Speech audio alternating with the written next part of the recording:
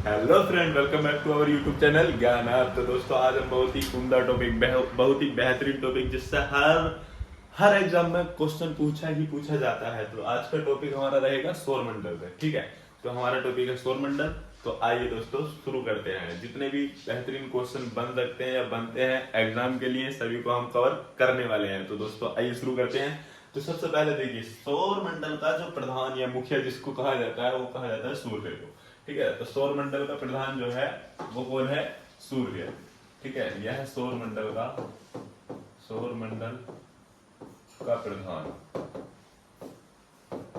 सौर मंडल का प्रधान कहा जाता है, ठीक है, किसको? सूर्य को। और सूर्य क्या है? क्वेश्चन ये पूछा जाता है कि सूर्य क्या है? सूर्य एक तारा है। सूर्य क्या है? सूर्य एक क्या है?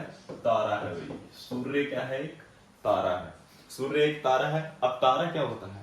ग्रह क्यों नहीं है? तो तारा तारा इसलिए कहा जाता है कि जिस भी पिंड के पास अपनी खुद की ऊर्जा होती है, एक तो ऊर्जा होनी चाहिए खुद की, एक तो ऊर्जा होनी चाहिए, प्लस खुद का ही ताप होना चाहिए। खुद का ही ताप होना चाहिए, खुद की ही क्या होनी चाहिए? ऊर्जा होनी चाहिए, खुद का ही ताप होना चाहिए। तो वो तारा क्या खाता है? ठीक है, तो सूर्य क्या है? एक तारा है। फिर जो सूर्य है ना, सूर्य जो मंदाकिनी है, अपनी जो क्या बोलते हैं, अपनी जो आकाश गंगा है उसका नाम मंदाकिनी है, या दुग्ध मेखला भी उसको बोलते हैं, मिल्की वे। ठीक है, तो अपनी जो मंदाकिनी है उसका उसमें जो है वो 30,000 वर्ष, 30,000 प्रकाश वर्ष दोस्तों दूरी का मात्रक होता है। 30,000 प्रकाश वर्ष की दूरी पर स्थित है एक कोने में। ठीक है, कहीं कहीं पे 30,000 प्रकाश वर्ष लिखा हुआ है, कहीं कहीं पे 26,000 प्रकाश वर्ष लिखा हुआ है। तो वो आप देख लेना। किसी बुक में 30,000 प्रकाश वर्ष दे रखा है, किसी बुक में 26,000 प्रकाश वर्ष दे रखा है। तो ये दुग्ध मेखला में यानी हमारी मंदाकिनी जो है आकाश गंगा में 30,000 प्रकाश वर्ष दूरी पर स्थित है। ठीक है, फिर आ जाते हैं ये देखो जो परिक्रमा करता है, एक तो होता परिक्रमा, एक होता परिभ्रमण। ठीक है, तो ये जो मंदाकिनी की परिक्रमा करता है, ये क्या होता है? मंदाकिनी की परिक्रमा 250 की स्पीड से 250 किलोमीटर प्रति सेकंड की स्पीड से करता है। 250 किलोमीटर प्रति सेकंड की स्पीड से करता है। और कितने वर्ष में? 25 करोड़ वर्ष में कर पाता है। कितने वर्ष में? 25 करोड़ वर्ष में परिक्रमा कर पाता है। एक तो 250 की स्पीड में घूमता है, और कितने करोड़ वर्ष में? 25 करोड़ वर्ष में मतलब मंदाकिनी की परिक्रमा कर पाता है। समझ में आया? फिर इसका जो ये केंद्रीय वाला भाग है, ये केंद्र वाला भाग, ये कहलाता है क्रोड। क्या कहलाता है? क्रोड। इंग्लिश में बोलते हैं इसको कोर। इसका सर्वाधिक ताप होता है। सबसे ज्यादा ताप किसका होता है? क्रोड का। और जो ये बाह्य वाला, बाहर वाला भाग कहलाता है, ये कहलाता है कोरोना। कोरोना बहुत परेशान किया इसने। ठीक है, तो बाह्य वाला भाग कौन सा कहलाता है? कोरोना। इसका तापमान लगभग 6,000 डिग्री सेल्सियस होता है। कितना? 6,000 डिग्री सेल्सियस होता है। ठीक है, तो दोस्तों ये हुआ किसके बारे में? सूर्य के बारे में। सूर्य सौरमंडल का प्रधान है। सूर्य तारा है एक। तारा क्या होता है? जिसके पास खुद की ऊर्जा होती है, ताप होता है। इसका मतलब प्रकाश वर्ष में जो दूरी है मंदाकिनी से, वो कितनी है? 30,000 प्रकाश वर्ष है। कहीं कहीं पे ये 26,000 वर्ष भी मिलेगा आपको। ये 250 किलोमीटर प्रति सेकंड की रफ्तार से परिक्रमा करता है, और एक परिक्रमा 25 करोड़ वर्ष में पूरी कर पाता है अपनी मंदाकिनी की। ठीक है, इसका जो केंद्र का भाग है उसको क्रोड कहा जाता है, और बाह्य वाली जो बाह्य परत है उसको कहा जाता है कोरोना, जिसका टेम्परेचर है 6,000 डिग्री सेल्सियस। ठीक है, फिर इससे जो ऊर्जा मिलती है हमको, ऊर्जा का स्रोत जो है, वो ऊर्जा कौन सी क्रिया द्वारा मिलती है? ये क्वेश्चन आता है नाभिकीय विखंडन या नाभिकीय संलयन द्वारा। ठीक है, तो इसमें क्या होता है? नाभिकीय संलयन द्वारा। नाभिकीय संलयन द्वारा हमको जो ऊर्जा मिलती है, इससे नाभिकीय संलयन द्वारा मिलती है। इसमें क्या होता है कि चार हाइड्रोजन जुड़कर एक हीलियम का निर्माण करते हैं। 4 हाइड्रोजन जुड़ के एक हीलियम का निर्माण करते हैं, और ये क्रिया होती है नाभिकीय संलयन की, यानी कि जुड़ना। संलयन का मतलब होता है जुड़ना। तो नाभिक में क्या होता है, 4 हाइड्रोजन जुड़ के एक हीलियम का निर्माण करते हैं, जिससे कि सूर्य ऊर्जा हमको यहाँ तक दे पाता है। ठीक है, तो सूर्य में ऊर्जा का स्रोत जो है कौन सी क्रिया का उदाहरण है, नाभिकीय संलयन क्रिया का उदाहरण है। ठीक है, तो सूर्य के बारे में दोस्तों हमने ये पढ़ा।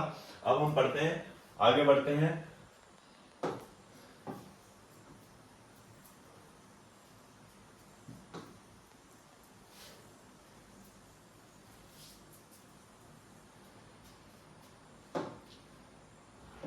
तो देखिए दोस्तों, सूर्य के सबसे पास का जो ग्रह है, सूर्य के सबसे पास का ग्रह है बुध ग्रह। सूर्य के सबसे पास का ग्रह कौन सा ग्रह है, बुध ग्रह। अब बुध ग्रह सबसे, एक तो सूर्य के सबसे नजदीक है, सूर्य का सबसे नजदीक है।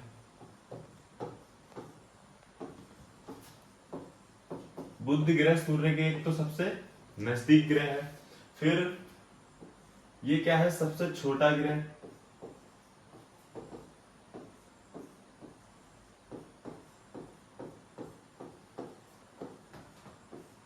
ठीक है, और सर्वाधिक, जब ये सूर्य के सबसे पास में है तो सर्वाधिक ताप यानी सर्वाधिक तापांतर भी, सर्वाधिक तापांतर। अब वो कैसे सर्वाधिक तापांतर यहाँ पे पाया जाता है, क्योंकि यहाँ पे दिन में तो टेम्परेचर हो जाता है 427 डिग्री सेल्सियस। कितना हो जाता है, 427 डिग्री सेल्सियस। अब सूर्य के सबसे पास में है तो इस वजह से दिन में टेम्परेचर इस पर 427 डिग्री सेल्सियस रहता है।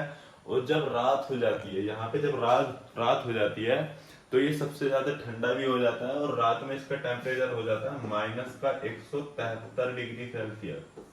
कितना हो जाता है, -173 डिग्री सेल्सियस। इन दोनों का अंतर करोगे, तापांतर निकालोगे तो लगभग आएगा 600 डिग्री सेल्सियस। कितना आएगा, 600 डिग्री सेल्सियस। यानी दिन और रात के टेम्परेचर में जो अंतर है वो कितना है, 600 डिग्री सेल्सियस है। ठीक है, एक तो बुध जो है सूर्य का सबसे नजदीक का ग्रह। क्वेश्चन ये आता है कि सूर्य के सबसे नजदीक का ग्रह कौन सा है, तो बुध ग्रह है, सबसे छोटा ग्रह है, सर्वाधिक तापांतर पाया जाता है, रात में 427 डिग्री सेल्सियस, दिन में -173 डिग्री सेल्सियस, और अंतर कितना हो गया, 600 डिग्री सेल्सियस का, मतलब तापांतर है कितना, 600 डिग्री सेल्सियस का। और देखिए दोस्तों, सूर्य के सबसे पास में होने की वजह से, सूर्य के सबसे पास में होने की वजह से इसका कोई भी उपग्रह नहीं है, कोई भी उपग्रह नहीं है, कोई भी उपग्रह नहीं है। ठीक है, ये हुआ किसके बारे में, बुध के बारे में। ठीक है, चलिए लिख लीजिए आप जब तक, चलो स्क्रीनशॉट ले लिया।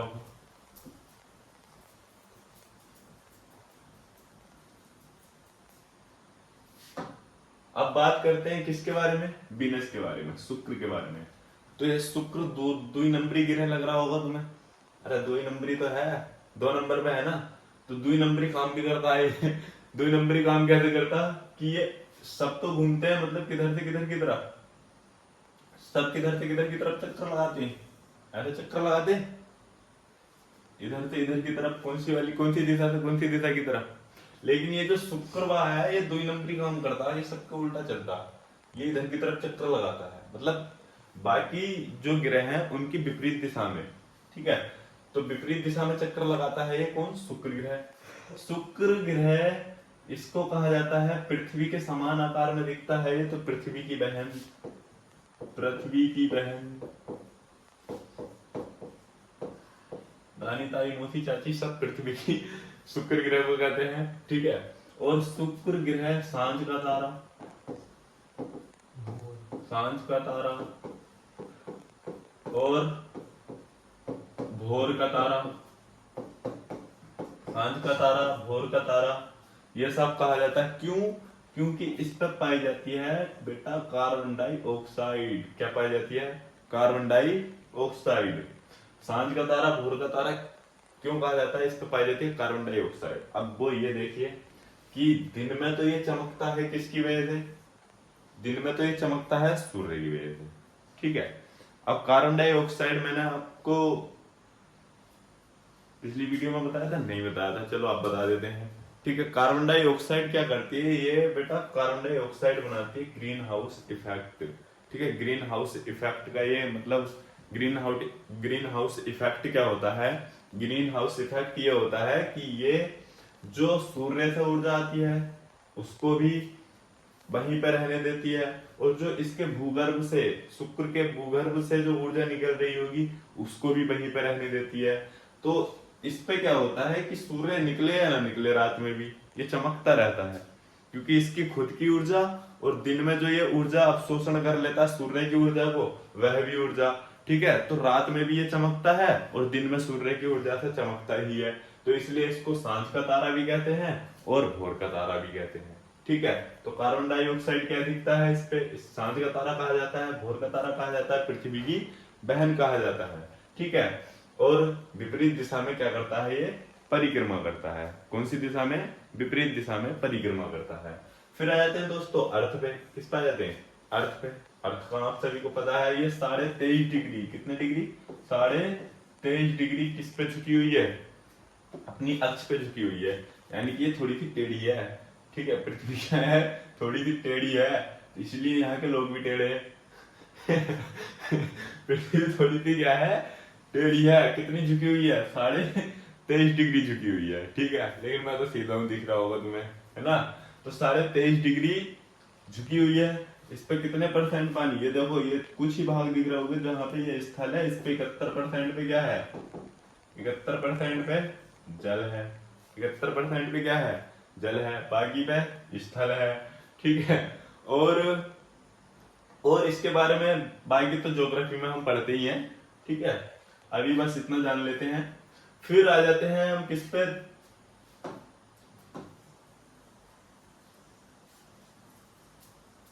देखिए भाई, अब हम पहुंच गए किस पे, मार्स पे।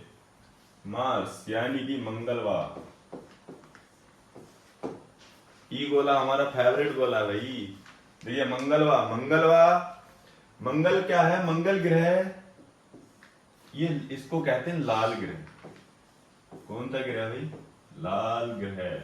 लाल ग्रह कौन से ग्रह को कहा जाता है, मंगल ग्रह को कहा जाता है। और लाल ग्रह इसलिए कहा जाता है क्योंकि इस पर फेरस ऑक्साइड, किसकी मात्रा, फेरस ऑक्साइड की मात्रा, फेरस ऑक्साइड की मात्रा क्या है, अधिकतम है। किसकी, फेरस ऑक्साइड की मात्रा अधिकतम है, लाल ग्रह इसको कहा जाता है। इसके बेटा 2 उपग्रह हैं, इसके 2 उपग्रह हैं, फोबोस और डीमोस। इसके 2 उपग्रह हैं, फोबोस और डीमोस। 2 उपग्रह हैं, फोबोस और डीमोस। डीमोस जो है ये सौर मंडल का सबसे छोटा उपग्रह है, सौर मंडल का सबसे छोटा उपग्रह, सबसे छोटा उपग्रह। ठीक है, एक तो मंगल ग्रह को लाल ग्रह कहते हैं, क्यों कहते हैं, क्योंकि इस पर फेरस ऑक्साइड की मात्रा अधिक पाई जाती है। और इसके 2 ग्रह हैं, फोबोस और डीमोस।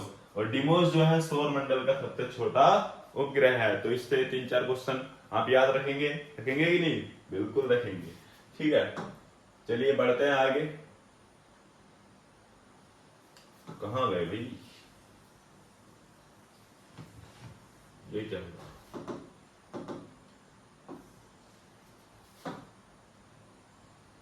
ये क्या हुआ भाई,